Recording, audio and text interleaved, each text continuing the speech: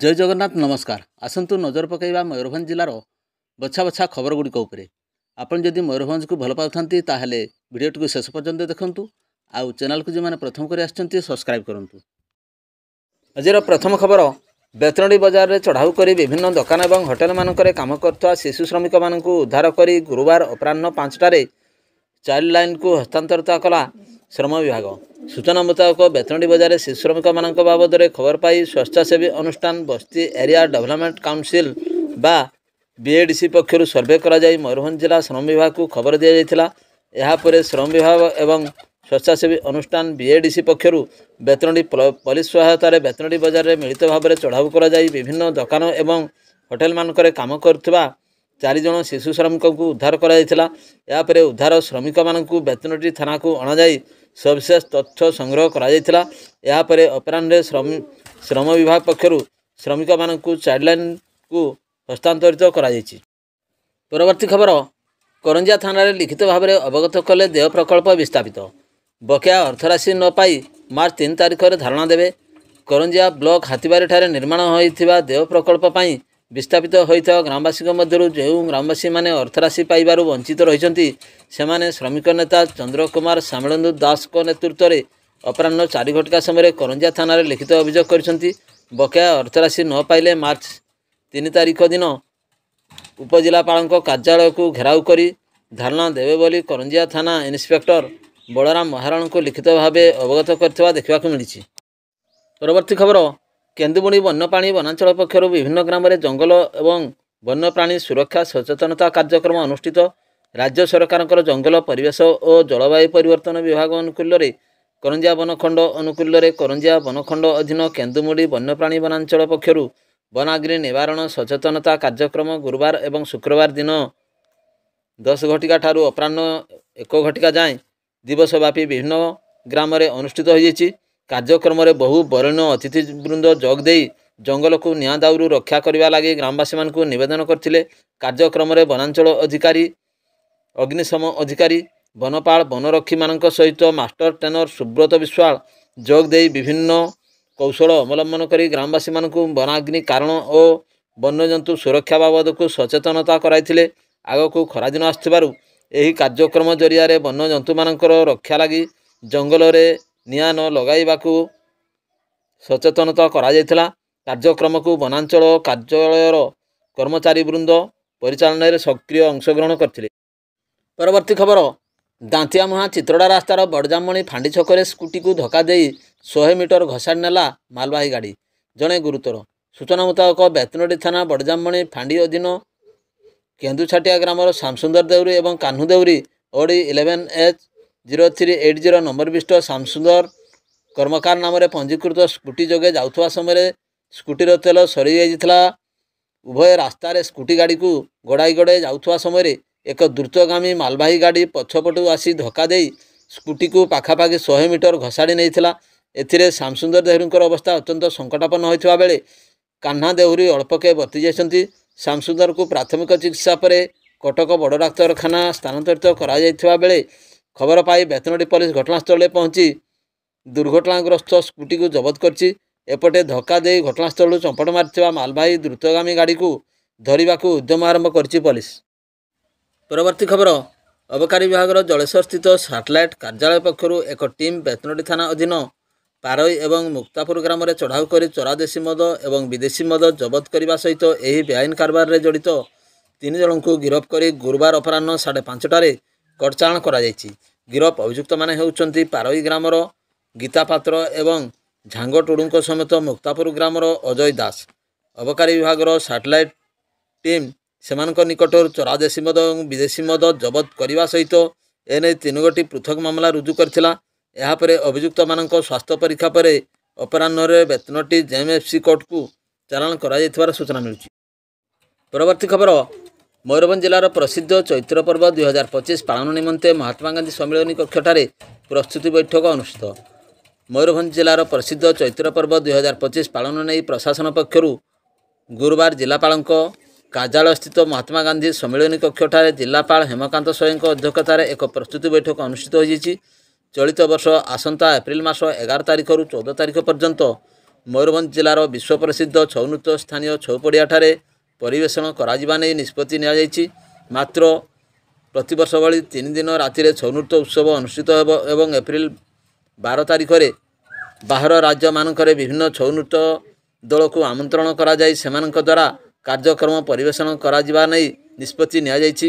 ଏହି ଅବସରରେ ସରକାରଙ୍କର ପଞ୍ଚାୟତରାଜ ଏବଂ ପାନୀୟ ଜଳ ବିଭାଗ ଅର୍ମାସ ତରଫରୁ ଛଉ ପଡ଼ିଆ ସଂଲଗ୍ନ କଲେଜ ପଡ଼ିଆଠାରେ ସମାନ୍ତରାଳ ଭାବରେ ପଡ଼ିଶ୍ରୀ ମେଳା ଏପ୍ରିଲ 11 ତାରିଖରୁ ଏପ୍ରିଲ 15 ତାରିଖ ପର୍ଯ୍ୟନ୍ତ ଆୟୋଜନ କରାଯିବ। ଉକ୍ତ ପଲିଶ୍ରୀ ମେଳାରେ ପାଖାପାଖି 150ଟି ବିଭିନ୍ନ ଷ୍ଟଲର ଘରୋଇ ଉଦ୍ୟୋଗମାନଙ୍କ ଦ୍ୱାରା ପ୍ରସ୍ତୁତ ବିଭିନ୍ନ ସାମଗ୍ରୀ ବିକ୍ରୟ ସହିତ ସମସ୍ତ ପ୍ରକାର ଖାଦ୍ୟ ଦ୍ରବ୍ୟର ପ୍ରସ୍ତୁତି ସୁସ୍ୱାଦୁ ଖାଦ୍ୟ ଲୋକମାନଙ୍କ ପାଇଁ ବିକ୍ରି କରାଯିବ। ଅନୁଷ୍ଠିତ ଏହି ବୈଠକରେ ଜିଲ୍ଲା ଆରକ୍ଷୀ ଅଧୀକ୍ଷକ ବରୁଣ ଗୁଣ୍ଠୁପାଲି, ଅତିରିକ୍ତ ଜିଲ୍ଲାପାଳ ନେତ୍ରାନନ୍ଦ ମଲ୍ଲିକ, ଜିଲ୍ଲା ପରିଷଦର ମୁଖ୍ୟ ଧର୍ମାନନ୍ଦ ବେହେରା, ଅତିରିକ୍ତ ଆରକ୍ଷୀ ଅଧୀକ୍ଷକ ଗୌତମ କିଷାନ, ଜିଲ୍ଲା ସଂସ୍କୃତି ଅଧିକାରୀ ଅନନ୍ତ ପ୍ରସାଦ ସେଠୀ ଏବଂ ଜିଲ୍ଲା ସୂଚନା ଏବଂ ଲୋକସମ୍ପର୍କ ଅଧିକାରୀ ରଞ୍ଜନ ମହାନ୍ତିଙ୍କ ସମେତ ବିଭିନ୍ନ ବିଭାଗ ପଦାଧିକାରୀ, ଉତ୍ତର ସାହି ଦକ୍ଷିଣ ସାହି ଛଉ ନୃତ୍ୟ ପ୍ରତିଷ୍ଠାନର ସଭାପତି ସମ୍ପାଦକ ସଭ୍ୟମାନେ ଯୋଗ ଦେଇ ଆଲୋଚନାରେ ସକ୍ରିୟ ଅଂଶଗ୍ରହଣ କରିଥିଲେ। ପରବର୍ତ୍ତୀ ଖବର, ପଡ଼ାସ୍ତିଆ ଅଞ୍ଚଳରୁ ବାଲି ବୋଝେଇ ଡମ୍ପର ଜବତ 2 ଗିରଫ। ବେଆଇନ ଭାବେ ବାଲି ଚଳାଚଳ ହେଉଥିବା ବେଳେ ବାରିପଦା ଟାଉନ ଥାନା ପୋଲିସ ଦ୍ୱାରା ବାଲି ବୋଝେଇ ଡମ୍ପର ଜବତ ସହ ଚାଳକ ଏବଂ ହେଲ୍ପରକୁ ଗିରଫ କରାଯାଇଛି। ଚାଳକ ଜଣକ ହେଉଛନ୍ତି ଭଞ୍ଜପୁର ଥାନା ଅନ୍ତର୍ଗତ ଭୁଗୁଡ଼ାକଟା ଅଞ୍ଚଳର ସୁରୁ ସିଂ ଏବଂ ହେଲ୍ପର ଜଣକ ହେଉଛନ୍ତି ବାରିପଦା ଦାମୋଦରପୁର ଅଞ୍ଚଳର ସନାତନ ସିଂ। ଅନେକ ପରିମାଣରେ ଲଘୁ ଖଣିଜ ଦ୍ରବ୍ୟ ଚଳାଚଳ ହେଉଥିବାର ବାରମ୍ବାର ଅଭିଯୋଗ ହୋଇଆସୁଛି, ଯାହାକୁ ନେଇ ପୋଲିସ ପକ୍ଷରୁ ମଧ୍ୟରାତ୍ରରେ ପଡ଼ାସ୍ତିଆ ଅଞ୍ଚଳରେ ପେଟ୍ରୋଲିଂ ସମୟରେ ଦ୍ରୁତ ଗତିରେ ଆସୁଥିବା ଡମ୍ପରକୁ ଅଟକାଇ ପଚରାଉଚରା କରାଯାଇଥିଲା। ମାଲିକଙ୍କ ନିର୍ଦ୍ଦେଶରେ ବେଆଇନ ବାଲି ଚୋରାଚାଲାଣ କରୁଥିବା ନେଇ ଜାଣିବା ପରେ ଗାଡ଼ିକୁ ଜବତ କରାଯାଇଥିଲା। ଏନେଇ ଥାନାରେ ଲଘୁ ଖଣିଜ ଏବଂ ବେଆଇନ ଚୋରାଚାଲାଣ ନେଇ ରାତି ପ୍ରାୟ 2ଟା 30 ସମୟରେ ମାମଲା ରୁଜୁ କରି ତଦନ୍ତ ଆରମ୍ଭ କରିଛି ପୋଲିସ।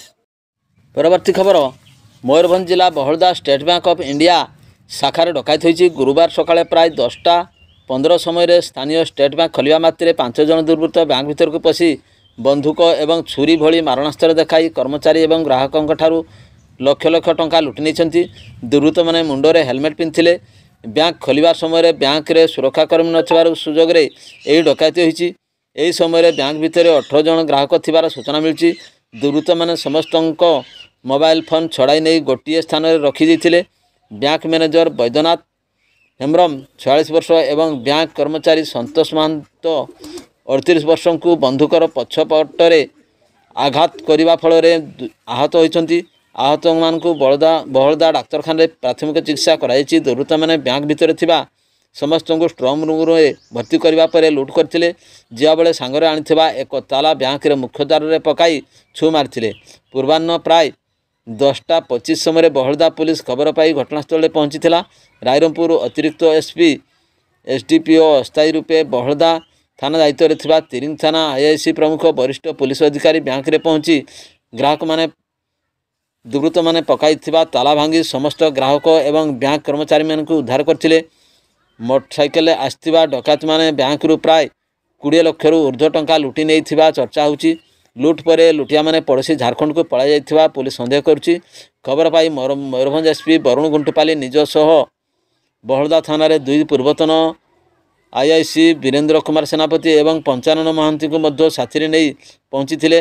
ଘଟଣାସ୍ଥଳରେ ରାଇରଙ୍ଗପୁର ଅତିରିକ୍ତ ଏସ୍ପି ଯଦୁନାଥ ଜେନା, ଏସ୍ଡିପିଓ ଗୋକୁଳାନନ୍ଦ ସାହୁ, ବହଳଦା ଥାନା ଦାୟିତ୍ୱରେ ଥିବା ତିରିଙ୍ଗ ଥାନା ଆଇଆଇସି ପ୍ରଶାନ୍ତ କୁମାର ଜେନା ପ୍ରମୁଖ ବରିଷ୍ଠ ପୋଲିସ ଅଧିକାରୀ ସାଇଣ୍ଟିଫିକ୍ ଟିମ୍ ଏବଂ ସନ୍ଧାନୀ କୁକୁର ସହାୟତାରେ ତଦନ୍ତ କରିଛନ୍ତି।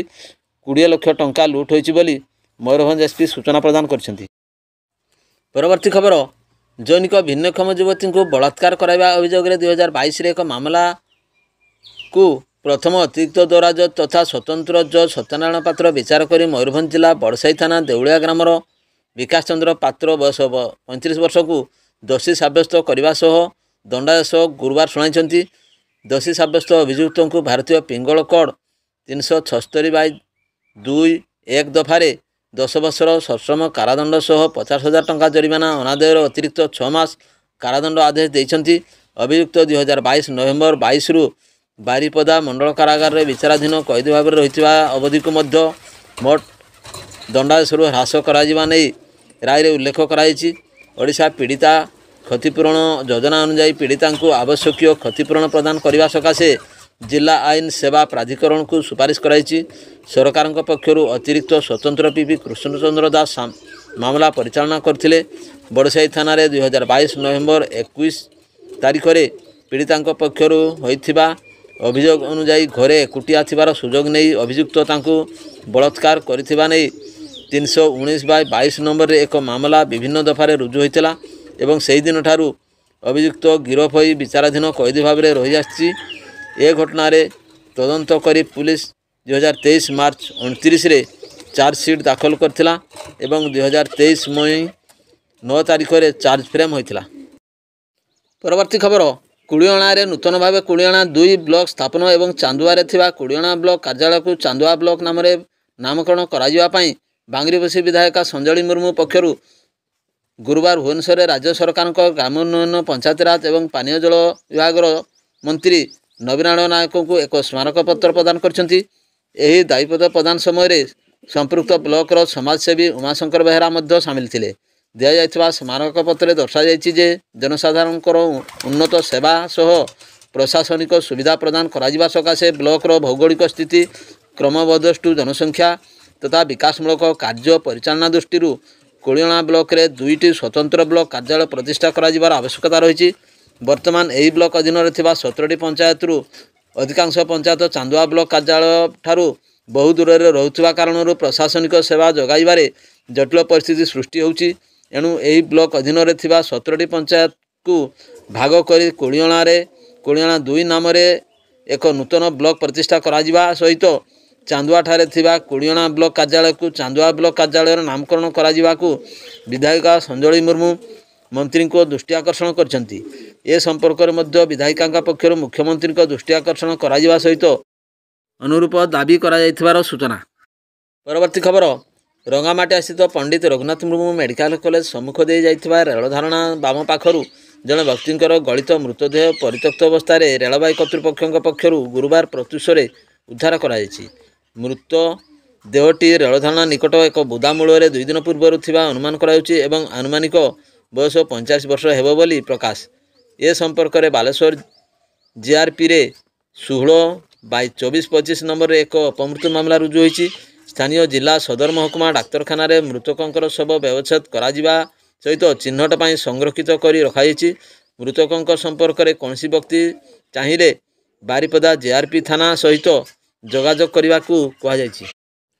परवर्ती खबर ऐतिहासिक खिचिंग जागर मेला निमंते मेला कमिटी सेक्रेटरी गजेंद्रनाथ नायक अध्यक्षतार प्रस्तुति बैठक मंदिर प्रांगण में रविवार अपराह्न अनुष्ठित होता।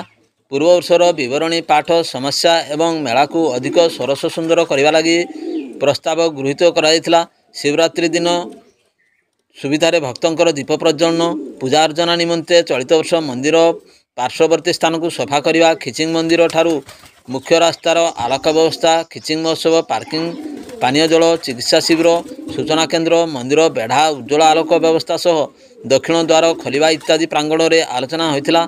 विभिन्न सब कमिटी गठित हो दायित्व प्रदान करा। असामाजिक कार्यकलाप रोकने सह शांति श्रृंखला निमंते अस्थायी पुलिस फांडी एवं फोर्स मुतयन कर ररुआ थाना को सूचना दी जाता। भिड़ को नियंत्रण करने दिगरे राष्ट्रीय स्वयंसेवक संघ खिचिंग कॉलेज हाईस्कूल छात्र छात्री और स्थानीय लायंस क्लब सदस्य सहयोग करेंगे। मंदिर परीक्षा अजय कुमार साहू पूजक दिलीप पाणिग्राही सुशांत नायक मनमथ नायक प्रहलाद नायक कीर्तन चंद्र नायक उमा महंत प्रदीप नायक कर्मु नायक परेश चंद्र नायक हरेकृष्ण नायक समेत समस्त कमिटी सदस्य जोग देथिले। भिडियोटी को शेष पर्यंत देखिथिबारु अनेक अनेक धन्यवाद।